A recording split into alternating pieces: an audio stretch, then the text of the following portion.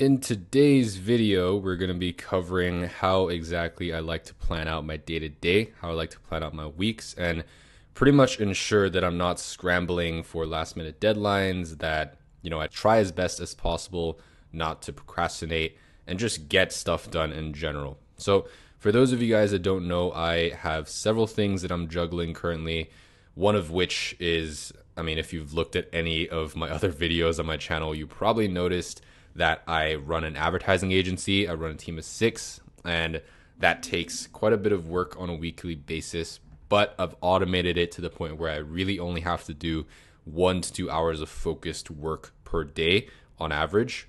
And that's something that is obviously super high on my list of priorities. The other thing is, you guys also must know that I'm a full-time student, and so classes, studying, making sure that I get assignments done, review, discussion sections, all of that comes first, and that is literally number 1 on my list. So the rest of my schedule kind of builds itself around that. And as you can see, in certain situations, so for example, if I'm studying for my midterm, you can see that I didn't really plan much out yesterday because I kind of worked around my study hours. I didn't want to limit myself from a time perspective, because I don't want to be the guy who says like, oh, I can only do 2 hours of studying today, even if it's the day of the exam, and then just leave the rest of the day out for like other stuff. I wanted to make sure that I got the studying done first, regardless of how many hours it took to accomplish that objective. And then if I have time left over, everything else can follow. So I do have certain days where I'm a little less structured when it comes to the iCalendar side. But as you guys can see here, I also have a high level view so that I'm not getting too bogged down and that I'm not spending way too much time studying or way too much time doing other things as well. And so this is kind of like a sanity check for me, whereas this is what keeps me accountable on a day-to-day. And this obviously also sends me alerts. I factor in travel time and all that stuff. And this is just what I look at more so a couple times per day. And then this is what I usually review the night before and then the day of. So this is the high level version, and this is a planner that unfortunately I can't share with you guys because it's not my intellectual property. But if you guys are in Iman Gadji's agency incubator course, or if you guys are planning on joining, I would definitely recommend doing so, because this is a really, really cool cherry on the top, which really allows you to look at things from a more objective perspective. And you can kind of plan you can plan stuff super far out. And so, for example, if you wanted to focus on 1 week, if you wanted to focus from the 3rd of February to the 9th on just one thing. So for example, if you just wanted to do like, maybe you wanted to build your outreach systems for your agency, you can go ahead and just highlight this entire week blue, and then you can have everything color coded. So you can kind of look at what your main focus is for that week. With me, I don't really have much of that going on, because as of now, I have most of my systems in place and I'm pretty happy with where my agency is at. And a lot of it is just execution on my end. So I don't really need to do a focus per week.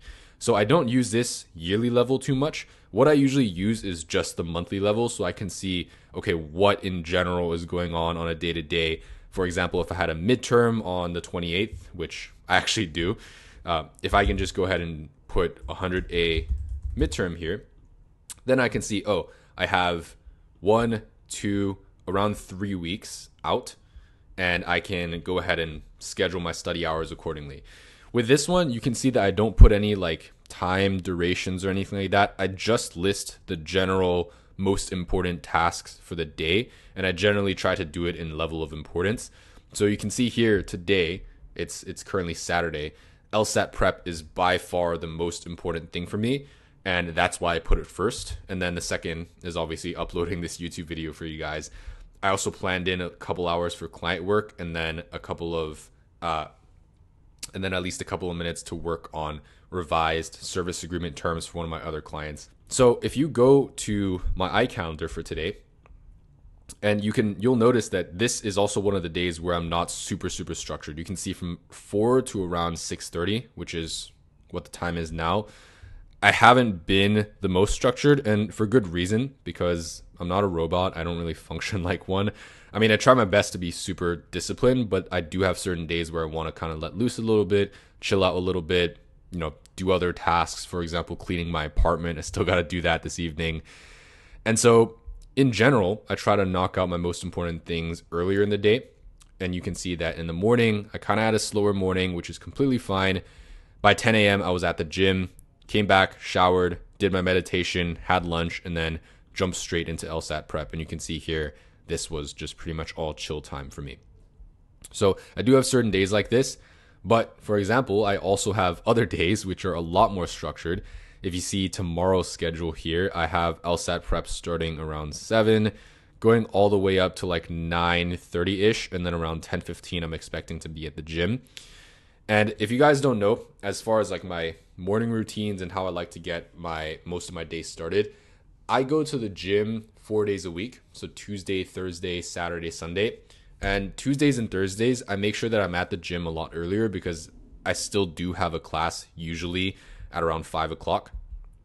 And so I get up around 6:30-ish, and then usually 6:45 to 7-ish is when my friend actually comes, picks me up. He drives Lyft actually. So he comes, picks me up, brings me to the gym, and then I'll be at the gym for around an hour. So 7 to 8-ish, I'm at the gym, and then 8 and onwards, I'll come back, shower, and then usually by 9, I'm at my desk. And you can see I didn't actually plan out the work block here, but if I actually did, it would look something like this. I remember on Tuesday, 9 through around 11-ish, I was just doing agency stuff. So I try to make it super structured, but there are going to be some moments within my day where maybe I'm behind schedule, maybe I'm a little bit ahead, and so I'll move things around accordingly. But as long as I get my most important tasks done, that is my end goal. And again, jumping back to, for example, tomorrow, it's a lot more regimented, a lot more structured versus something like this on Friday, which is when I had my midterm yesterday. And on these days, I don't want to be super regimented either because I want to make sure that I get all the studying that I need to done first. Like that is number one objective for me. And I don't want to put an hour cap on it. So if it takes me like 6 hours versus like 2, I don't want to be shooting myself in the foot in that situation. And so studying comes first, everything else works around it. And yesterday I just didn't really see the need to be actually going like this and then planning certain events out. And so around noon to 3-ish, I was just studying, and then same thing between like 9 to 11, and then around 11 to noon, I had my lunch. And the rest of the evening, obviously, I just did whatever I want. I had a dinner with a friend, and then from there, carrying over to today. So yeah, from here on out, 7:45-ish this evening, I have client work. You can see that I might have to move this down here or something like that, which is why I left a little bit of a time gap here. But dinner, kind of more flexible for me. Meal times are generally more flexible for me, but it is a hard stop at 7:45. I have to be back at my desk to make sure that I get that hour of client work done. And then after that, again, I'm free to do whatever I want for the rest of the evening. Now, a couple more things I wanted to show you guys. Besides the daily most important tasks here, you can also set up your planner to have something like this where you have your daily small tasks. So for example, I had meditation here, and this usually stays constant for every day.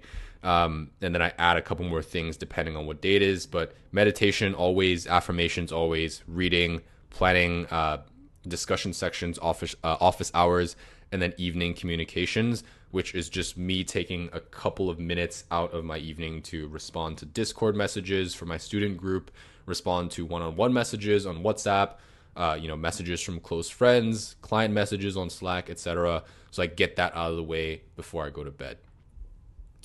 Now that is pretty much it. I wish I could give you guys more info here, but I personally think it's pretty straightforward. I think I'll make a separate video going over how I go about my morning routines and my evening routines. I think that would be a lot more tangible for you guys. And I'll actually take you guys through my apartment. Probably I'll run you guys through what exactly the actual mornings look like for me from the moment I actually get out of bed and then, making sure that I'm awake, making sure that I'm down by 6:45, 7-ish to be picked up to get to the gym, etc. And, how I lay out my stuff, all of that good stuff.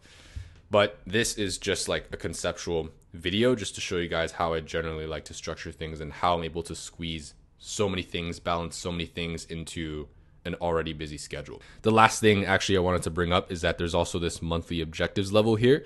And so you can see I have a couple of broader goals here. So reading 5 books, completing assignments and reviewing notes the day of, no missed gym sessions, which is super integral to me because if I don't hit the gym 4 times a week, then I haven't done something as well as I should. And a big thing that I live by is how you do one thing is how you do everything else.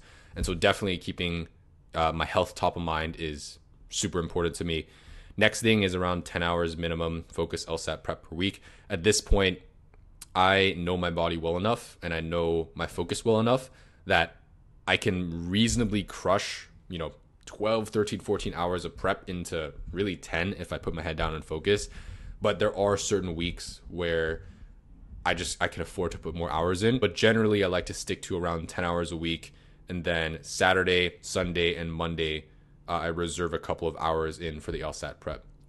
And then down here, last goal is to bring on 3 new clients. But yeah, didn't want to make this video too long. Hopefully this was helpful. And I am crossing my fingers, hoping that you guys actually take this and apply this to your day-to-day so you can just live a more structured life, make sure that you guys aren't procrastinating as much, and just get stuff done. If you guys have any more questions, just go ahead and drop them in the comments section down below, and I'll see you guys in the next video.